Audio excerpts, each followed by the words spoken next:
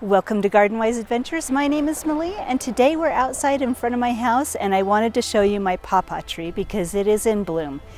Now, the last video that I did on this Paw Paw tree was the video that showed which blossoms had frozen, but it's rebounded, given me more blossoms, and I wanted to show you what they look like.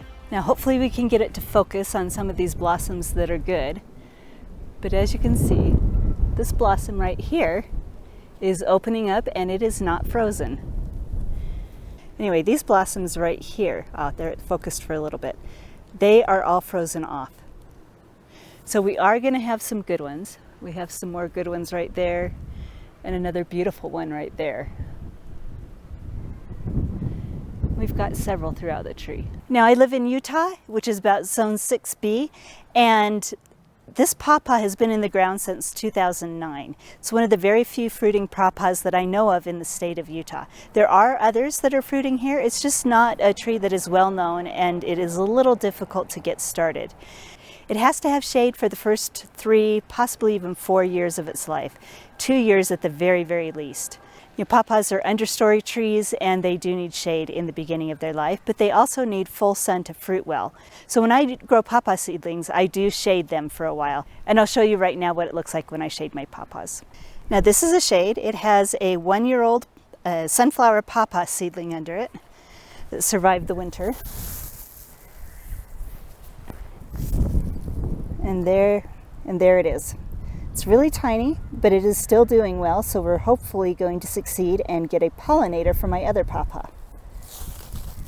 Now, the reason I wanted to show you my Paw Paw tree outside is because I wanted to show you these 2 little babies here. They have me very excited. This Paw Paw right here is a Paw Paw that a friend of mine started from seed last year. It made it through the winter in my garage. Even though it's cold tolerant, I didn't want it to have the full force of winter outside on its first year. So as you can see, we have new growth coming out, and hopefully this will grow into a strong tree. Now, as you can see, this is a very deep pot. Paw Paw seedlings have very, very long taproots, and they do not like to be transplanted. So you have to put them in large pots and then put them outside as soon as possible. They are a little bit difficult to get to maturity in my area, but it can be done. Now, this seedling has me the most excited. Let me show you a picture of some Paw Paw fruits that I harvested off my Davis Paw Paw tree. This is what they look like when they're whole. And then this next picture that I'm going to show you is what it looks like. You can see the seeds inside the Paw Paw. They're very, very delicious, and I loved them. So I saved some seeds last year, put them in the refrigerator, and cold stratified them. So here's a picture of what the seeds look like, and then here's a picture, and then the next picture is how I cold stratified them. I just wrapped them in a moist paper towel and kept them in the refrigerator for 3 months. Now, I put them in the refrigerator, I think it was probably last November that I put them in the refrigerator, and I took them out of the refrigerator at the beginning of March and planted the seeds. Now, I planted the seeds in these deep pots, and I planted 7 of them.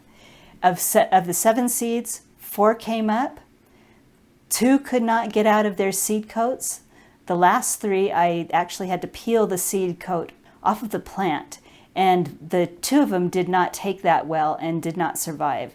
But this one actually survived, and it not only survived, it's thriving. And I am really excited to see if I can get this to maturity, plant it out in my garden. I think I will wait until next spring to plant it.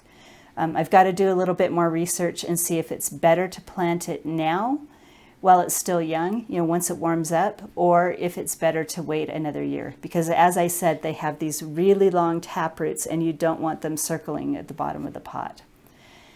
So anyway, I just wanted to show you how excited I am about that. I have a seedling Paw Paw grown from my tree that I harvested off of my tree, and that just makes me really excited.